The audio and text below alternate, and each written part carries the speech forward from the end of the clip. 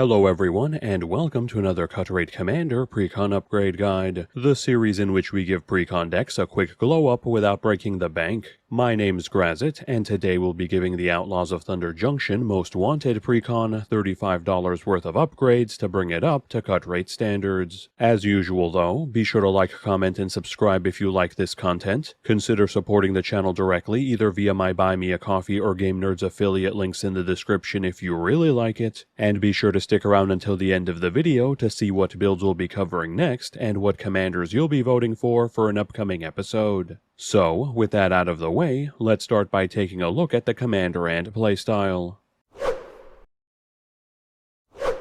This deck's face commander is Olivia, Opulent Outlaw, a 3/3 vampire assassin that costs 1 and Mardu with built-in flying and lifelink that has the following abilities. Firstly, whenever one or more outlaws we control deal combat damage to a player, we create a treasure token. And secondly, we can pay 3 and sacrifice 2 treasures at sorcery speed to put 2 +1/+1 counters on each creature we control. Possessing a mid-weight CMC and a below-average but evasive and life-gaining body for her cost, Olivia's abilities position her to be a powerful tribal commander for the Outlaw-batched tribe, both by turning its members of assassins, mercenaries, pirates, rogues, and warlocks into repeatable sources of ramp via letting them generate up to 3 treasures per rotation as they get in for damage, and by using the treasures they generate to empower our entire board, tribe members or not, with +1/+1 counters so we can crack in even harder. So obviously, being a tribal commander and all, it should come as no surprise that the base build is chock full of tribe members that can take advantage of the effects she provides, ranging from evasive members to reliably proc her treasure generation and then get in for even more damage as Olivia empowers them, outlaws with on-damage effects of their own or effects that care about creatures getting in for combat damage to get even more mileage out of our tribe members connecting with our opponents, and others still that can take advantage of our treasure generation and even the continual life gain Olivia provides thanks to her built-in lifelink to generate us even more value, alongside both in and out of tribe outlaw support pieces to empower our tribe members even further.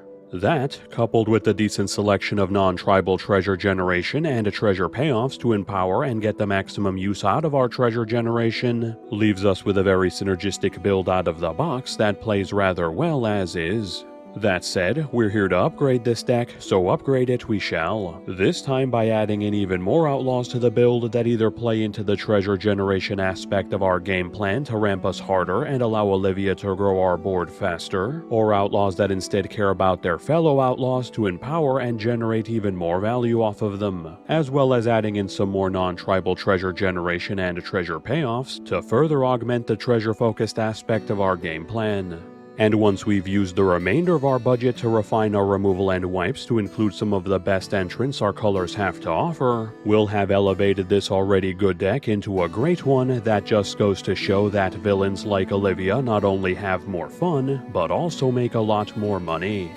So let us make our way to Thunder Junction one more time, this time to one of its many saloons, where we'll find Olivia Valderin drinking her sorrows away. It had been some time since her scheme to usurp all the vampiric power on Innistrad went sideways, all thanks to that meddling Gatewatch and their stupid werewolf Arlen Cord. So now, instead of being on her honeymoon with Edgar consuming the finest blood from the fairest maidens, she was here on this backwater plain taking shots of some random bar patron whose blood alcohol content was about as potent as any of the drinks they served here. Still, it wasn't all bad. Sure, her wedding had been ruined, but this little impromptu vacation had allowed her to rub elbows with deadly lowlifes and criminals that she would have never looked twice at on Innistrad. And, just like her, they enjoyed the odd bit of chaos, mayhem, and bloodshed. All they needed was someone with the know-how to turn their considerable if shady skill sets into cold hard cash. And, luckily for them, Olivia knew a thing or two about leadership. And after another round or 7, they would come to see that, under her banner, Thunder Junction would be theirs for the taking. So, now that we know a bit more about the commander and playstyle, let's jump straight into the upgrades. So, as is usually the case in tribal decks, we'll first be refining our lineup of outlaws with some entrants that either help empower and or take advantage of our treasure generation to get more mileage out of it, or instead help empower their fellow outlaws to make them even more of a threat. Starting in the former camp, we'll be cutting Direfleet Ravager, whose indiscriminate AoE life loss doesn't really help any aspect of our build, in favor of Kellogg Dangerous Mind, whose on-attack treasure generation and built-in first strike make him a solid source of repeatable treasure tokens that only gets better as we load him up with +1/+1 counters, and who can also turn our stockpiled treasures into theft-based removal if we want to steal our opponent's best creatures for ourselves, sidelining Mist Meadow Skulk, whose evasion is too situational to be reliably useful, for Lotho Corrupt Sheriff, whose passive treasure generation as our opponents cast their spells is much more useful, and whose life loss can easily be negated by Olivia's life gain as she cracks in, scrapping Glittering Stockpile, which is an okay mana rock but a bit too limiting in a 3-color deck for the purposes of fixing, for Breach's Eager Pillager, which on his own can simply function as an extra copy of Kellogg for us to use to reliably swing in and generate treasures,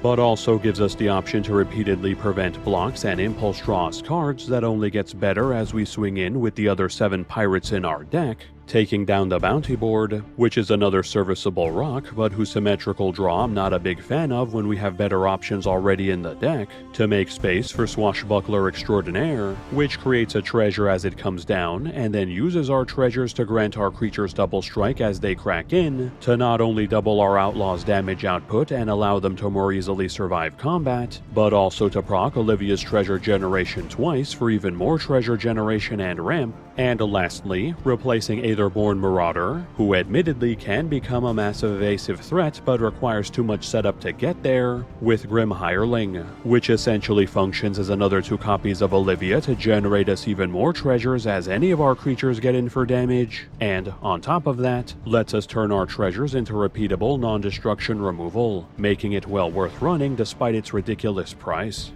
Then, in the latter camp, focused around Outlaw Caring Outlaws, we'll be slotting out the partner pairing Camber the Plunderer and Lorraine the Diversion, which are okay but not treasure or outlaw focused enough to warrant their inclusion here, so we can slot in Hellspur Posse Boss and Laughing Jasper Flint, both of which let us get more mileage out of our tribe by either allowing them to crack in as soon as they come down for faster damage and treasure generation, or by instead letting us use our outlaws to steal spells off our opponent's decks, turning any creatures we steal into outlaws themselves to help grow our tribal body count, and benching Ogre Slumlord, which would find a much better home in a rats or aristocrats focused build rather than this one, for the better fitting Port Razor, which may not directly empower outlaws, but whose easy to proc extra combat phase generation can certainly be used by them to crash their counter-laden bodies against our opponents over and over again. And then as one final piece of non-tribal outlaw support, we'll be cutting Shiny Impetus, whose treasure generation and soft removal are overshadowed by entries already in the deck and that we'll be adding, so we can add in at Knife Point, which passively makes all our outlaws harder to block effectively by granting them first strike as they swing in, enabling them to either win trades or generate us treasures more reliably, as well as tacking on outlaw token creation to most of our removal to help us build up our board with tribal bodies as we deal with our opponent's threats. Now, switching gears from the outlaw-focused portion of our deck and onto supplementing our deck's ability to generate and take advantage of treasures outside of outlaws, we'll be replacing Humble Defector, whose card advantage is not worth gifting it to our opponents in this build, with Professional Facebreaker, which gives us yet another copy of Olivia to generate us even more treasures as any of our creatures get in for damage, which can also turn those treasures into repeatable impulse draw to help us dig for more resources, swapping out Massacre Girl, who is an on-theme wipe but a bit too situational to reliably clear the board in this build, so we can swap in Spiteful Banditry, which initially functions as a scalable damage-dealing board wipe that our creatures have a decent chance of living through after we've pumped them with Olivia, that, after the dust settles, remains on the board as a repeatable source of treasure generation as our opponent's creatures die off, and letting go of Marshland Bloodcaster, who's a bit too life gain focused to get the most use out of here, so we can hire Zorn in its place, which passively doubles all our treasure generation to ramp us faster and enable Olivia to empower our board much more often.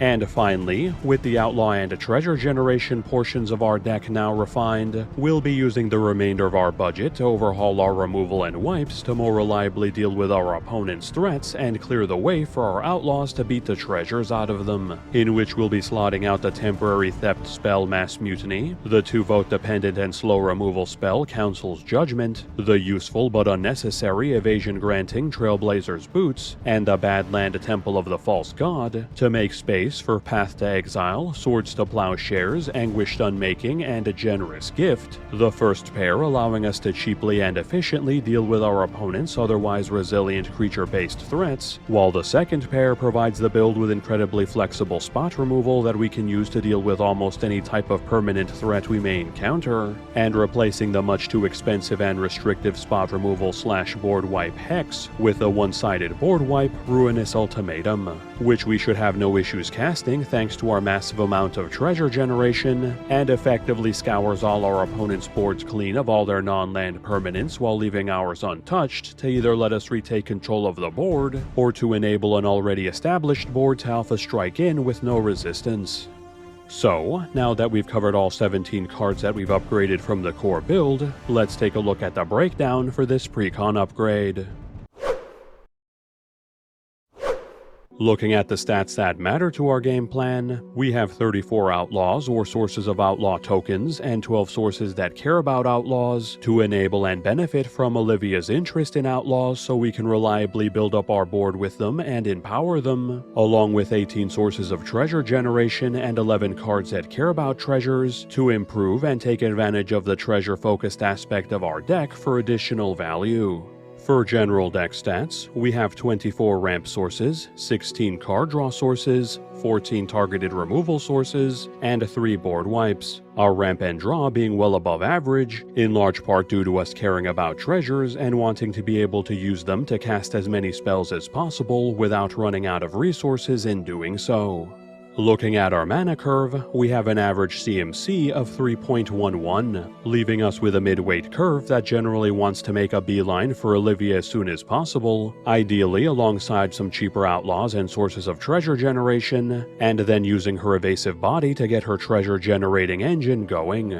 Then from there, it's just a matter of us playing more and more outlaws, growing said outlaws with Olivia, swinging in with those outlaws to generate more treasures, and then using those treasures to cast even more outlaws and to grow them even more, until our board of empowered outlaws reaches critical mass and Olivia can crash them into our opponents to take them for all they've got. The final price of this build then comes out to be $74.23 after upgrades. This price does not include tax or shipping and assumes that the price you paid for the Precon was $40. The price of the cards was calculated by using the cheapest listed marketplace price on TCG Player at the time of this recording.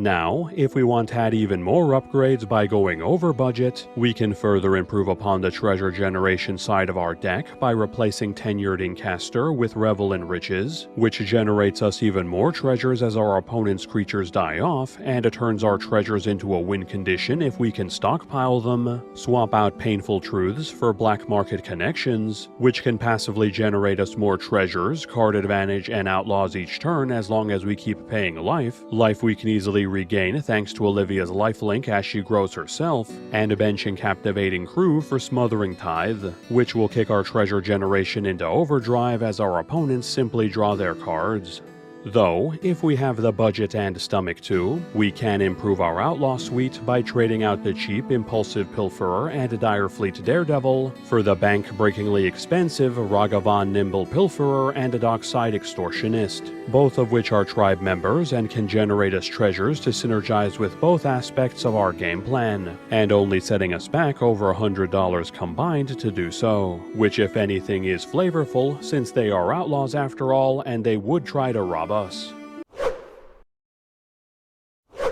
Thanks everyone for sticking around until the end of the video. So, with the most wanted Precon upgrade complete, the next build we'll be covering will be the commander that puts the harm back in Harmonicon, Felix Five-Boots, so look forward to that build coming soon. Additionally, we still have last week's poll going if you want to cast your votes for 3 entrants from the main set proper. those being the extra upkeep granting Obeka Splitter of Seconds, the spell rebounding Lila Undefeated Slickshot, and the crime enabling Marchesa Dealer of Death. So be sure to cast your votes, link in the description, before the deadline on April 26th, and be sure to let me know in the comments which commander you voted for and which commanders from this set you'd like to see me feature in future polls. And again, before we close out, be sure to like, comment, and subscribe if you enjoy this content. Consider donating to buy me a coffee or use my Game Nerds affiliate link if you want to support the channel directly. And if you'd like to see more videos like this one, either click on the videos floating around my head for the latest builds, or click on the card above for a playlist of all the deck techs I've made so far.